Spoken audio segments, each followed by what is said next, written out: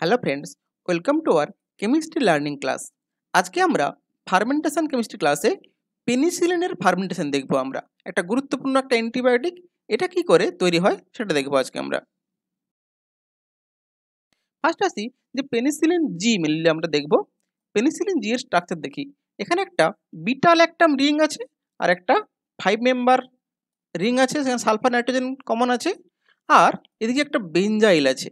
এই যে বেঞ্জাইল গ্রুপটা আছে, এটাকেই বলছি আমরা এই জন্য পেনিসিলিন জি বা বেঞ্জাইল পেনিসিলিন। যদি আমরা পেনিসিলিন দেখি, এটা কি না, পেনিসিলিন হচ্ছে একটা group of antibiotics which include penicillin G, এটা হচ্ছে আমাদের ইন্ট্রাভেনাস ইঞ্জেকশন করে ইউজ করা হয়। পেনিসিলিন ভি, যেটাকে আমরা মুখ দিয়ে খাই। এছাড়া প্রোকেইন পেনিসিলিন, বেঞ্জাথিন পেনিসিলিন, এগুলো হচ্ছে ইন্ট্রামাস্কুলার ইউজ। তাহলে পেনিসিলিন হচ্ছে কি একটা গ্রুপ অফ অ্যান্টিবায়োটিক্স, এর অনেকগুলো ডেরিভেটিভ মেডিসিনালি ইউজ হয়। আমরা যদি দেখি যে পেনিসিলিন অ্যান্টিবায়োটিক হচ্ছে কি না, অ্যামং দ্য ফার্স্ট মেডিকেশন, যে একদম সর্বপ্রথম medication to be effective against many bacterial infections caused by staphylococci and streptococci. তাহলে কি না, স্ট্যাফাইলোকক্কাই এবং স্ট্রেপ্টোকক্কাই এই ব্যাকটেরিয়াল ইনফেকশনের ট্রিটমেন্টের জন্য যে প্রথম যে সমস্ত অ্যান্টিবায়োটিক তৈরি হয়েছে, পেনিসিলিন তাদের মধ্যে অন্যতম। এই জন্য এটা যে ওয়াইডলি ইউজ হয়েছে, প্রচুর পরিমাণে ইউজ হয়েছে, যার ফলে কিছু কিছু ব্যাকটেরিয়া এর মধ্যে কী হয়েছে, একটা একটা রেজিস্ট্যান্স তৈরি করে ফেলেছে পেনিসিলিন। তবুও এর নানান ধরনের derivative still they are widely used today. তাহলে পেনিসিলিনের বহুল ব্যবহার, দীর্ঘদিন ধরে ব্যবহার ফলে কিছু কিছু ব্যাকটেরিয়া এর এগেনস্টে, পেনিসিলিনের এগেনস্টে রেজিস্ট্যান্স তৈরি করে ফেলেছে, যার ফলে এর ব্যবহারটা কিছুটা কমেছে, কিন্তু তা সত্ত্বেও এখনও পেনিসিলিন ব্যবহার হয়। এবার আসছি ফার্মেন্টেশন অফ পেনিসিলিন। আগে আমরা জেনে নেব কতগুলো ইম্পর্টেন্ট পয়েন্ট। সেটা হচ্ছে যে penicillin is a secondary metabolite, not primary metabolite. কীরকম? Of certain species called penicillium and is produced when the growth of the fungus is inhibited by stress. অর্থাৎ ফাঙ্গাস যখন গ্রোথ করে, তখন যে প্রোডাক্ট হয় সেটা প্রাইমারি প্রোডাক্ট, কিন্তু সেটা না, ওই গ্রোথটাকে ইনহিবিট করতে হবে। মানে ওই যে ফাঙ্গাসটা আছে তাকে যদি আমরা স্ট্রেস দেই, মানে ওর নর্মাল যে গ্রোথটাকে যদি বাধা দিই, তখন ও পেনিসিলিন তৈরি করে। এই জন্য বলছে এটা কি না, secondary metabolite. It is not produced during active growth. Production is also limited by feedstock in the synthesis pathway of penicillin. যদি আমরা ওই পেনিসিলাম যে ফাঙ্গাস, তার যদি নর্মাল ফার্মেন্টেশন প্রসেস দেখি, কি দেখবো আমরা না, যে আলফা কিটোগ্লুটাইড শুরু হয়, সেখানে অ্যাসিটাইল কোএনজাইম যোগ হয়ে হোমোসাইট্রেট তৈরি হয়, সেখান থেকে এল আলফা অ্যামিনো অ্যাডিপেট তৈরি হয়, সেখান থেকে লাইসিন এবং বিটা ল্যাকটাম। এটা নর্মাল আমার প্রসেস। এখানে যে বাই প্রোডাক্ট এল লাইসিন তৈরি হয়েছে, that inhibits the production of homocitrate, so the presence of exogenous lysine should be avoided in penicillin. এবার আসি, penicillin cells are grown using a technique called fed batch culture. আমরা আগে দেখেছি যে penicillin normal ফার্মেন্টেশনে তৈরি হয় না, যার জন্য কী করতে হয় আমাদের না, নর্মাল রেগুলার একটা স্ট্রেস দিতে হয়। এই স্ট্রেস দেওয়ার জন্য যে টেকনিক ইউজ করা হয় তাকেই বলছি আমরা feed batch culture, in which the cells are constantly subjected to stress which is required for induction of penicillin production. তাহলে ফিড ব্যাচ টেকনিক কাজটা কি না, এখানে সেলকে কনস্ট্যান্টলি স্ট্রেস দেওয়া হয় যাতে এ পেনিসিলিন প্রোডাকশন করতে পারে। এই পেনিসিলিন তৈরি করার সময় যে available carbon source are also important, যেমন glucose inhibits penicillin production, whereas lactose does not. Glucose হচ্ছে কি পেনিসিলিন প্রোডাকশনটাকে বাধা দেয়। The pH and the level of nitrogen, lysine, phosphate and oxygen of batches must also be carefully controlled.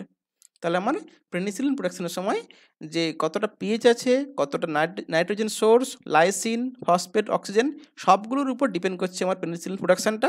এই জন্য এদের প্রত্যেকটা মাত্রাকে control করতে হবে। এবার আসছি biosynthesis of penicillin. Biosynthesis of পেনিসিলিনকে আমরা তিনটে গ্রুপে ভাগ করতে পারি, তিনটে স্টেপে ভাগ করতে পারি। ফার্স্ট স্টেপে কি হয় না, at the first step 3 amino acid L alpha adipic acid, L cysteine এবং এল ভ্যালিন, এই তিনটি তিনটি অ্যামিনো অ্যাসিড জুড়ে গিয়ে একটা ট্রাইপেপটাইড তৈরি করে। এখন মনে রাখতে হবে যে before condensing into tripeptide the amino acid L valine must undergo epimerization to become D valine. তার মানে কি, যেটা এল অ্যামিনো অ্যাসিড আছে এল ভ্যালিন, ওটা কি করবে, এপিমারেজ করবে, মানে যে কাইরাল সেন্টারটা কি করবে, আইসোমারেজ করবে, করে কি করবে, সেটা ডি ভ্যালিন তৈরি করবে। তাহলে আমার যে ট্রাইপেপটাইড তৈরি হবে সেখানে কিন্তু এল ভ্যালিন থেকে হবে না, ডি ভ্যালিন থেকে হবে। তাহলে ট্রাইপেপটাইড তৈরি হওয়ার পর যেটা পাচ্ছি আমরা, এই যে ডেল্টা এল আলফা অ্যামিনো অ্যাডিপাইল, এল সিস্টিন, ডি ভ্যালিন আছে, এই তিনটেকে আমরা সংক্ষেপে বলি এসিভি। এসিভি কোত্থেকে এসছে, এ হচ্ছে কি না অ্যাডিপিক অ্যাসিডের এ, সি হচ্ছে সিস্টিন এবং ভি হচ্ছে ভ্যালিন। তাহলে এই ট্রাইপেপটাইডকে সংক্ষেপে বলছি আমরা এসিভি। এবং এই যে ফরমেশনটাকে যে এনজাইম দ্বারা ক্যাটালাইজ করে তাকে বলি আমরা এসিভিএস, এসিভেজ। এবার আসছি সেকেন্ড স্টেপ। সেকেন্ড স্টেপ কি হয়েছে না, সেকেন্ড স্টেপে কি হয় না, এই যে oxidative conversion of linear ACV into bicyclic intermediate isopenicillin N. তাহলে আমার ফার্স্ট স্টেপে যে আমার ট্রাইপেপটাইড এসিভি তৈরি হয়েছিল, সেকেন্ড স্টেপে সেই এসিভি থেকে কি হয়, অক্সিডেটিভ কনভার্সন হয়ে গিয়ে একটা বাইসাইক্লিক ইন্টারমিডিয়েট তৈরি হয়, যেটাকে বলছি আমরা আইসোপেনিসিলিন এন। এই যে রিয়াকশানটা ক্যাটালাইজ করে আইসোপেনিসিলিন এন সিনথেজ বা আইপিএনএস। তাহলে এই হচ্ছে আমার সেকেন্ড স্টেপ। ফাইনাল স্টেপ সেটা কি হচ্ছে না, final step is the trans amidation by isopenicillin N acyl transferase. তার এই ট্রান্স অ্যামিডেশনে কি হয় না, alpha amino adipyl side chain ওটা রিমুভ হয়, ওটা রিমুভ হয়ে গিয়ে এর বদলে ফিনাইল অ্যাসিটাইল সাইড চেন চলে আসে। তাহলে আমরা দেখলাম কি, তিনটে স্টেপ দেখলাম। স্টেপ ওয়ানে কি হয় না, এসিভি ট্রাইপেপটাইড তৈরি হয়। স্টেপ টুতে কি হয় না, আইসোপেনিসিলিন এন এই ইন্টারমিডিয়েট তৈরি হয়। আর থার্ড স্টেপে কি হয় না, ওখান থেকে ওই আলফা অ্যামিনো অ্যাডিপাইল সাইড চেনটা রিমুভ হয়ে গিয়ে ফিনাইল অ্যাসিটাইল সাইড চেন যোগ হয়ে যায়। এই হচ্ছে আমার তিনটে স্টেপ। তার পেনিসিলিন দেখছি ফার্স্ট স্টেপে কি হচ্ছে না, এল amino adipic acid, L cysteine এবং এল ভ্যালিন, এই তিনটে মিলে কি করেছে, একটা এসিভি ট্রাইপেপটাইড বানিয়েছে। তাহলে এটা হচ্ছে আমার ফার্স্ট স্টেপ। তাহলে ফার্স্ট স্টেপ হচ্ছে কি না, এসিভি ট্রাইপেপটাইড সিনথেসিস। সেকেন্ড স্টেপে কি হয়েছে না, এই দেখো এই যে সালফার আছে আর এখানে আছে, এখানে দেখো এই সালফার এবং এর মধ্যে একটা বন্ড হবে, যে অক্সিডেটিভ বাইসাইক্লিক ফরমেশন, এই একটা বন্ড হয়েছে। আর এখানে এদের মধ্যে একটা বন্ড হয়ে গেছে, যে এই এর মধ্যে একটা বন্ড হয়ে গেছে, দিয়ে আমার এই কম্পাউন্ড তৈরি হয়েছে। তাহলে কি আইসোপেনিসিলিন এন তৈরি হয়েছে, এটা আইসোপেনিসিলিন এন তৈরি হয়ে গেছে স্টেপ টুতে, মানে অক্সিডেটিভ যে বাইসাইক্লিক ফরমেশন হয়ে গেছে। স্টেপ থ্রিতে কি হয়েছে না, স্টেপ থ্রিতে এই যে গ্রুপটা, এই যে অ্যাডিপিক অ্যাসিড যে সাইড চেনের গ্রুপটা, এই পুরো গ্রুপটা বেরিয়ে গিয়ে কি হয়েছে না, এই যে ফিনাইল অ্যাসিটিলিন সাইড চেন এটা জুড়ে গেছে। তাহলে এইভাবে আমরা পেনিসিলিন জি তৈরি হওয়া দেখলাম। তাহলে তিনটে স্টেপ। ফার্স্ট স্টেপে কি হয়েছে, ট্রাইপেপটাইড। সেকেন্ড স্টেপে কি হয়েছে, বাইসাইকেল তৈরি হয়েছে।